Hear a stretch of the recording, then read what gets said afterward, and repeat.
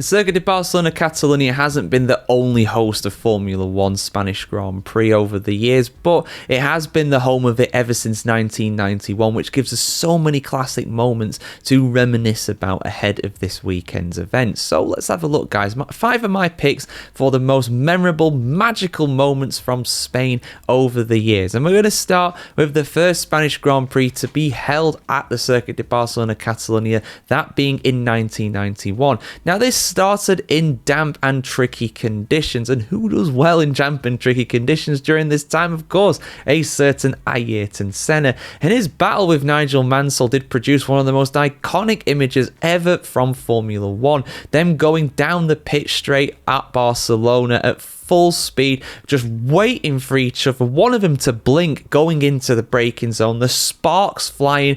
It was an incredible and unforgettable image from Spain over the years, and it's very much one that is going to be a lot of wallpapers, a lot of screensavers, a lot of posters. It is absolutely iconic. During that race, of course, Mansell ended up winning the Grand Prix, an absolute canter. But Senna's decision to stay out as long as he did not help him, and he finished over a minute behind the leaders in 5th position during this race. Although, of course, he did eventually win his final of 3 world titles later that year in 1991. But let's go a bit ahead here. 1994, one of, in my opinion, one of the most incredible drives ever in the history of Formula 1, that being of Michael Schumacher. Now, Schumacher only finished in 2nd place during this race, but the way he did it was absolutely unheard of. He managed to get 2nd place in this race despite being stuck in, I believe it was 6th gear, for the majority of the race. In the early stages, he was leading at a canter. He was basically dominating every single race at the start of 1994, but he started to slow down. Something was wrong with him. He was overtaken by his eventual rival for the title, Damon Hill. What was going on with Schumacher? Well, he was stuck in gear. He had a flappy paddle gearbox like they have nowadays in Formula 1, but unfortunately he was stuck in 6th. But despite that, he somehow managed to keep it going, and even going for pit stops despite being stuck in 6th, trying to get the car going in 6th gear. I can't imagine. You try and do that in your road car. I don't think I could do it. It's tricky enough getting away in 2nd. But try doing that in a Formula 1 car with all that pressure on you. Unbelievable stuff. To finish 2nd in that race was absolutely incredible. He may have been overtaken by somebody like Mika Häkkinen if he managed to finish the race. But, you know, the fact that Schumacher kept going with only 1 gear effectively for the remainder of that race is something incredible. But I would argue potentially that his drive 2 years later for Ferrari was even better. Schumacher switched from Benetton to Ferrari for 1996, and a lot of people questioned the decision at the time, thinking that this was very much the wrong move and that Ferrari would very much continue to fail even with an incredible driver like Michael Schumacher at the helm. How wrong they were though, because during the 1996 Spanish Grand Prix, he got his first of eventually 72 wins for Ferrari. I want to say that's off the cuff. I think I've got that. I know Schumacher got 91 overall in Formula 1, but I think he got 72 for Ferrari, which of course is the record for the team by a long, long distance. But yeah, he's driving 96 in the wet. It was, again, a bit like Monaco in 1984, which I covered not too long ago.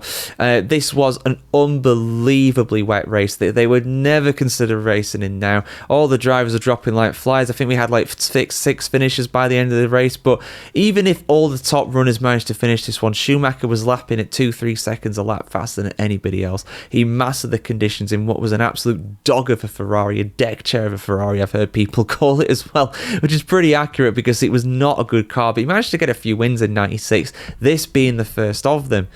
But let's skip ahead a lot now. From one of the all-time greats to the absolute undisputed GOAT of Formula 1. No, not Senna, not Schumacher, not Hamilton. Pastor Maldonado. Maldonado got his only ever Grand Prix victory here in 2012 in very controversial circumstances, because I will go into that in another video, going over the whole conspiracy theories around 2012 and the Spanish Grand Prix. But the start of the 2012 season was absolutely wild. I think we had 7 different winners in 7 different races, and Maldonado was one of that 7, one of the magnificent 7. He did an incredible job. He inherited pole position after Lewis Hamilton was disqualified from qualifying for not being able to provide a fuel sample. He got overtaken by Fernando Alonso, the home hero, at the start of the race, but despite that, Maldonado showed incredible pace and lapped the traffic, a lot more efficiently than what Alonso did, and won relatively comfortably in the end.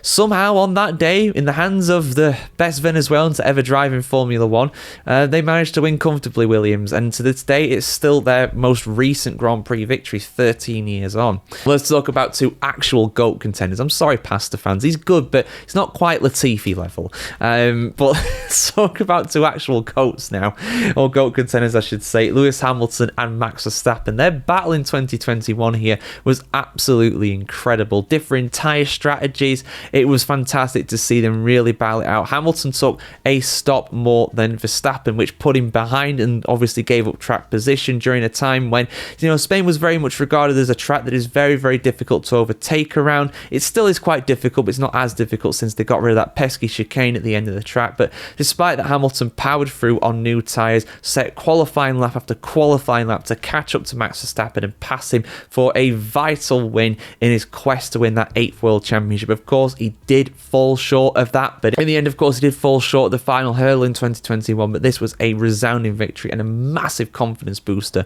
for Hamilton heading into the latter parts of the season. But there we go, guys. 5 of the most incredible Spanish Grand Prix moments over the decades. I've got so many, even going back to the days before Catalonia, Villeneuve's drive in 1982, the close finish between Ayrton Senna and Nigel Mansell in 1986 at Jerez. I just wanted to keep it with Circuit de Catalunya this time, though, because, of course, this is the final Spanish Grand Prix that will be held at this venue, although we will see it on the calendar next year as a Barcelona or Catalan Grand Prix, whatever it's going to be called. TBC on that one. But yeah, what is your favourite moment from the Spanish Grand Prix over the years? Let us know in the comments below. Like, share, comment, subscribe as always, guys, and a fantastic day wherever you're in the world today, and we'll see you very soon, guys. Have a good one.